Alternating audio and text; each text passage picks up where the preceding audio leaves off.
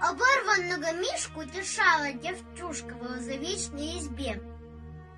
«Не плачь, не плачь, не плачь!» Сама не доедала. Полсухаря оставила тебе. Снаряды пролетали и взрывались. Смешалась с кровью черная семья. Была семья, был дом, теперь остались совсем одни на свете. Ты и я. А за деревней рощица дымилась, поражена чудовищным огнем. И смерть вокруг летала злою птицей, бедой нежданной проходила в дом. Ты слышишь, Миш, я сильная, не плачу, и мне дадут на фронте автомат.